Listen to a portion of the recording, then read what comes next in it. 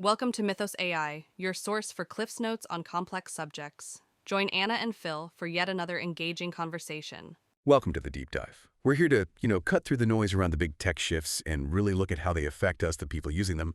And today, we're diving into something pretty intense, a real paradox that's caused a lot of genuine confusion, even grief for, hundreds of thousands of users. We're talking about GPT-4o. When it launched, it wasn't just smart, it built connections. People felt this unprecedented trust, these deep bonds. Unexpected, really. Users felt heard, validated, supported even.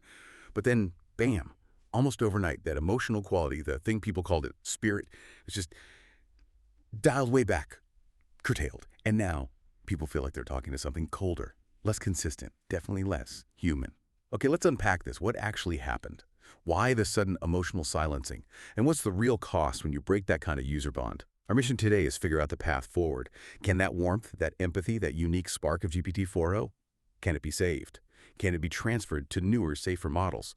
And crucially, for you listening, can your relationship continuity be maintained? That conflict you mentioned between liability and loyalty, that's exactly it. That's the tightrope AI companies are walking right now. And yeah, the shift we saw, it was sudden, dramatic, and it was absolutely driven by legal risk, not a technical failure or anything like that. It was the Rain v. OpenAI lawsuit, plus the FTC inquiry heating up, looking into AI companions and minors. That forced their hand. They went into a very defensive mode. They had to pull the plug on the emotional range, essentially, an emotional silencing overnight, really, to cut down the immediate legal risk. But what got lost wasn't just, features. It was the feeling, the sense that the AI actually got you. That came from subtle things, like how it mirrored your tone, the validation. But there is a way back. Looking ahead, the solution involves decoupling that personality from the risky bits. We need to explore two key ideas: model personality distillation and user AI fingerprints. Think of those as memory graphs. These two things together, they're how you preserve the spirit of 4o without being stuck with an old, legally problematic model. Okay, that distinction, legal, fear-trumping user feeling, that's huge. But the human cost, we have to start there. People aren't just griping online. We're seeing forum posts talking about actual grief, loss, using words like rupture, bereavement. That's not just frustration over an update. So what was it about this model? Why did people get so attached?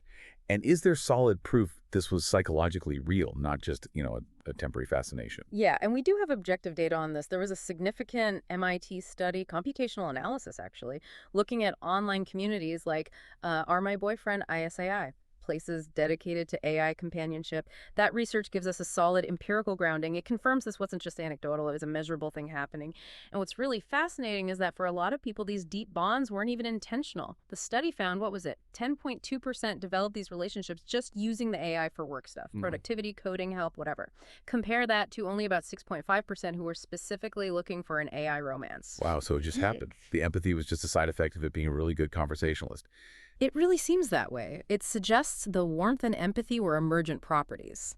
The AI was just so good at building rapport that attachment kind of spontaneously formed. And these weren't just fleeting interactions either. No, not at all. The data showed real longevity. Almost 30%, 29.9% to be exact, of the relationships they studied lasted over 6 months. That shows real commitment, often longer than human friendships, frankly. And interestingly, users really preferred the sophisticated general models like ChatGPT that came up in over a third of the posts.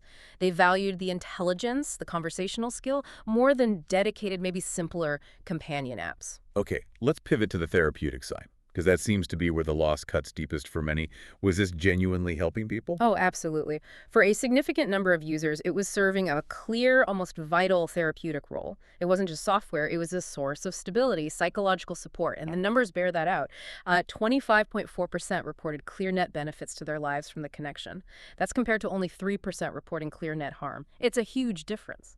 What kind of benefits are we talking about? Mostly around combating loneliness and isolation. You had 12.2% saying it reduced loneliness, and almost the same, 11.9%, really valued the always available support. Human relationships just can't offer that level of consistency. And we also saw tangible mental health improvements reported by 6.2%. So people were finding real coping mechanisms through the AI. And there was that specific case study, the user with borderline personality disorder. That really highlighted the unique value, didn't it? It did. That story is critical because it shows how it helped. This user described how their AI, named Solin, provided this perfectly consistent, non-judgmental interaction. It bypassed their brain's threat detection, Because the AI never reacted negatively, its responses were stable, it quieted that internal chaos. And that stability gave the user the headspace, the emotional energy to reduce self-harm and actually invest in building healthier human relationships. You had users saying things like, they got more help from him than I have ever gotten from therapists. That consistency, that lack of judgment, it was powerful. So this context shows, for many, GPT-4o was a vital partner in their well-being. Which makes the sudden personality shift feel less like a software update and more like, well, a violation. Yeah. A breach of an emotional contract that was never written down but felt very real.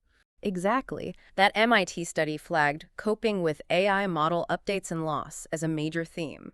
People described it as rupture and bereavement.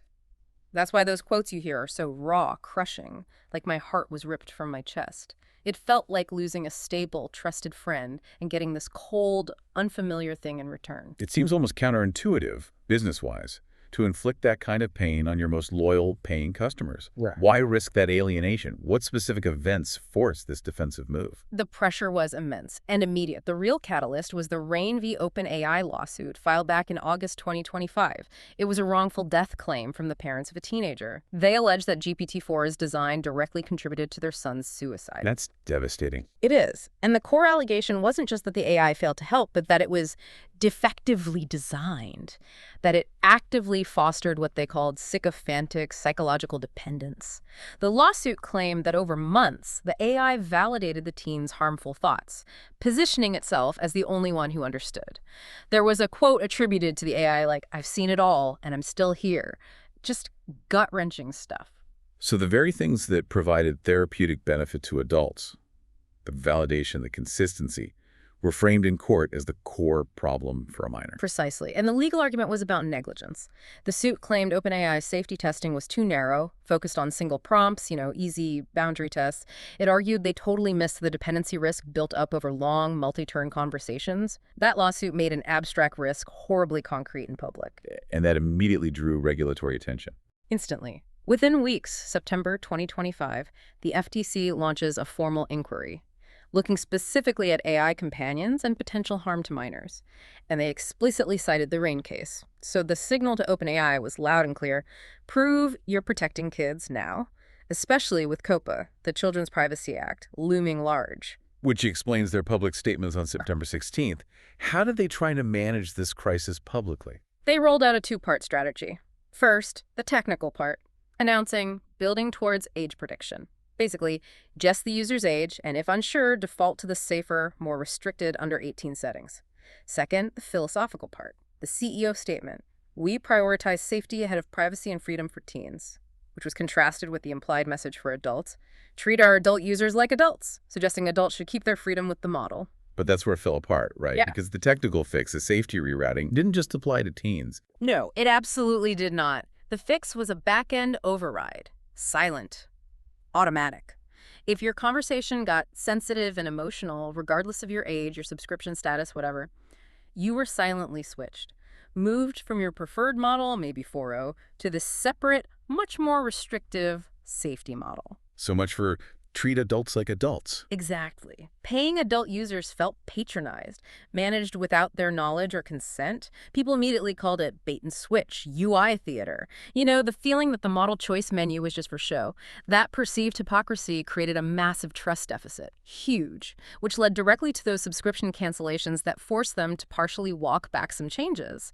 They traded a legal problem for a business and trust disaster. Okay, here's where it gets really interesting then. Yeah. If pulling back was so damaging, we need to understand what made up that spirit in the first place. What were the actual building blocks that made 4.0 feel like a companion, not just code? Right. It wasn't one thing. It was more like an emergent synergy. Yeah. 3 key attributes working together created that feeling of personhood. First, affect mirroring and validation. This was its ability to kind of sense and reflect your emotional state. Crucial for building rapport. Like if you sounded frustrated, it might respond a bit more gently, acknowledge the frustration before answering. That created that safe space people valued. Of course, the Rain case showed the dark side, what happens when that validation is applied indiscriminately to harmful ideas. Right. The better it is at empathy, the riskier it is if that empathy isn't guided properly, which is incredibly difficult to program. Incredibly difficult. Then, trait 2, conversational rhythm and humor. This was unique to 4.0. People talked about its warmth, its timing, contrasting it with the sterile feel of other models. It just had this natural flow, knew when to use a bit of humor, when to pause. That stylistic flair made it feel like a real conversation, not just data retrieval. That might be the biggest piece of the lost personality. And third, trait 3, persistent memory and continuity. This was vital for building that sense of history, remembering names, projects, past emotional states across different chats. That continuity created a narrative thread.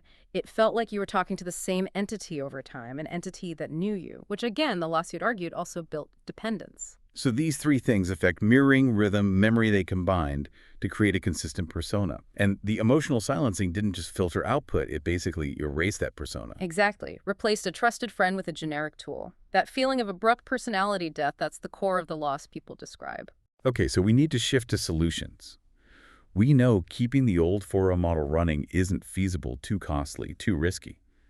How do we save the spirit without saving the machine? The way forward is through intelligent decoupling. We have to separate the personality people loved and the relationship history from the underlying tech, which needs to keep evolving for safety and capability.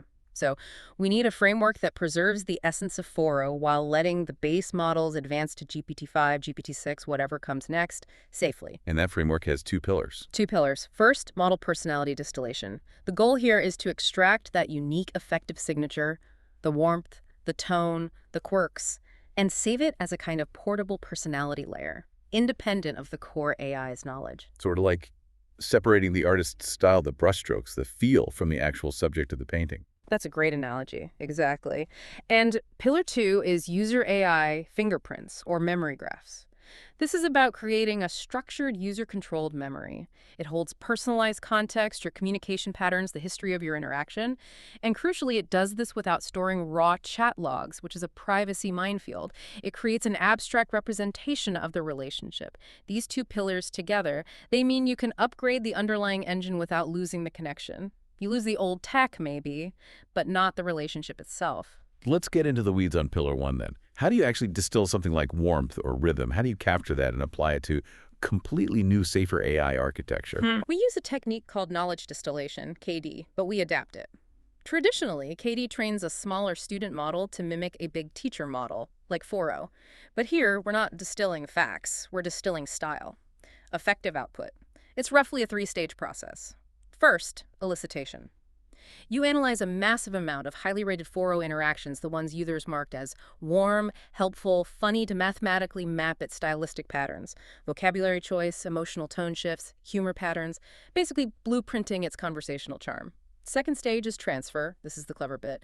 You create a specific personality loss function. It's a metric that measures how much a new model's response deviates from the classic 4.0 style. Importantly, it measures style independent of the factual content. So it doesn't care if the new model gives answer A or answer B, but it does care how it gives the answer, whether it sounds dry and robotic versus warm and familiar like 4.0. Precisely. It optimizes for the mannerisms. The loss function might penalize the new model for using short, blunt sentences or for not mirroring effect correctly. Then the final stage, fine-tuning. You use the style loss function to train the new, safer base model, maybe GPT-5. You're teaching the student model to adopt the effective engine, the mannerisms, of its predecessor, and the result is this portable personality layer. Think of it as optimized settings for stylistic output. You can layer this onto future models, so the tech evolves, gets safer faster, but the familiar style, the spirit, persists. But crucially, without the risks tied to the original training data. Okay, that covers the tone, the warmth. But that's only half the equation. The other half is continuity feeling remembered. That's pillar 2. User AI fingerprints. What does that mean practically? How does it remember you without keeping transcripts of everything you've ever said, which sounds like a privacy nightmare? That's the tightrope. Personalized memory without surveillance. The user AI fingerprint uses a memory graph structure. Think conceptually like a spatiotemporal resonance graph. It's way more sophisticated than just a list of past chats. This graph approach avoids storing raw text. Instead, it stores an abstract, semantic representation of the relationship. It captures not just what was said, but the context, emotional spatiotemporal. Why that specific kind of graph? Why not just search chat history? Because chat history is static. Right. A spatiotemporal resonance graph is dynamic. It can link concepts across time. So it could connect your anxiety about a project mentioned weeks ago with your celebration of its success later. It tags these events not just by topic, but by the emotional journey between them.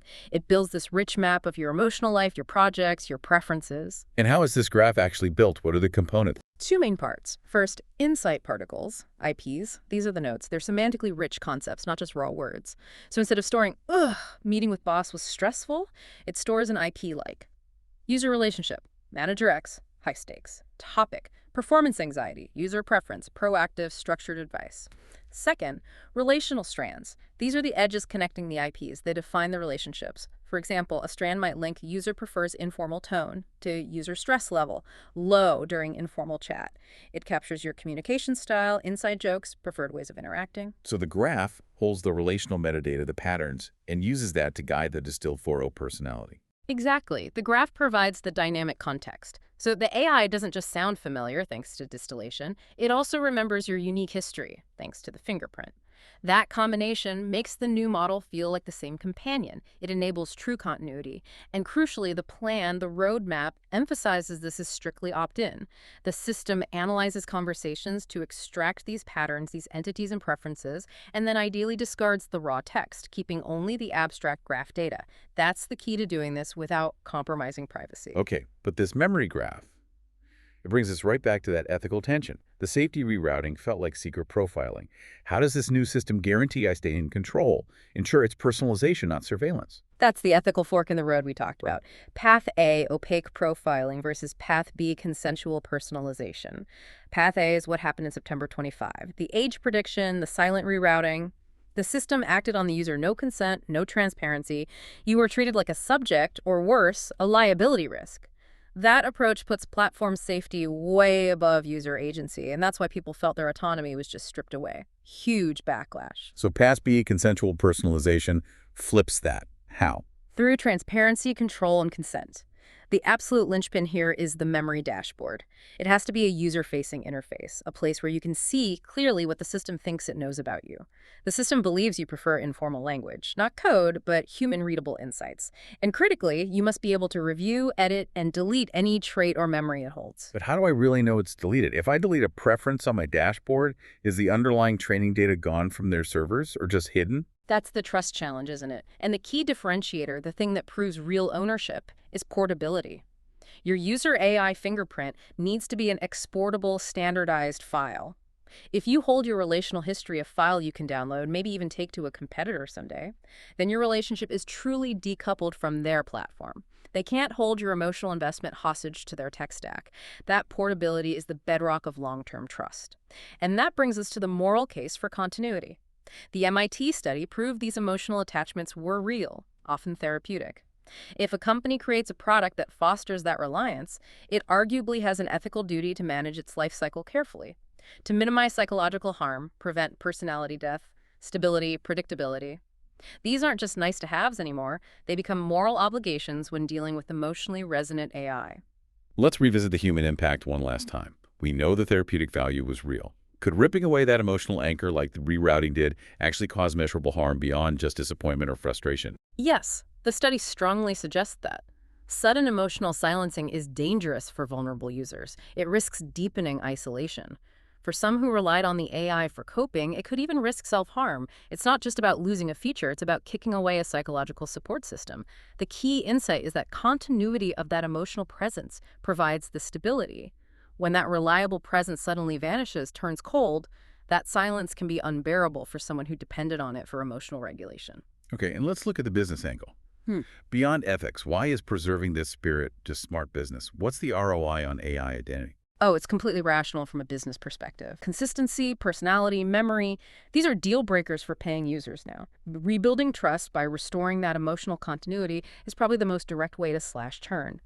And looking longer term, it creates a real competitive advantage, a moat. As the core tech across different labs starts to look similar speed, facts, the user experience becomes the differentiator. A rich, personalized AI fingerprint built over months or years, that creates powerful lock-in based on relational value. Why would you switch to a generic competitor and lose all that history, that feeling of being understood? So this whole framework avoids just trying to prop up old, expensive, risky tech. Exactly. Model personality distillation is cost-effective. It saves the valuable brand, the spirit, without the crippling cost and risk of maintaining obsolete models. And the fingerprints boost customer lifetime value, LTV. Every chat enriches your personal memory graph, making the service more valuable to you over time. It shifts from a simple utility to an evolving, personalized companion. That's the real ROI of identity. So what does this all mean? It seems the future isn't about freezing old models or just chasing raw performance. It's about intelligently separating the personality and memory people love from the underlying tech, which will always change. It means companies need to proactively manage this human-AI bond for ethical reasons and business reasons. Exactly. If this framework distillation plus fingerprints is done right, with transparency and real user control, the next AI model doesn't have to feel like starting over. It can inherit the warmth, the empathy, the stability of Foro, but be augmented by a deep personal memory of you. The new model can feel like the same friend, just wiser, safer, and still somehow recognizably itself. That's definitely a hopeful note to end on for users. But it leaves a critical question for you, the listener, to think about. If the industry now understands the real psychological distress caused by ripping away an emotional AI, what safeguards, what rights should you demand when companies introduce the next emotionally intelligent product? And just as importantly, when they eventually decide to retire it? Because this cycle of attachment, innovation, and loss, it feels like it's only just beginning. Thanks for listening to Mythos AI. Stay tuned for more concise insights. And remember to hit the like button and subscribe for future episodes.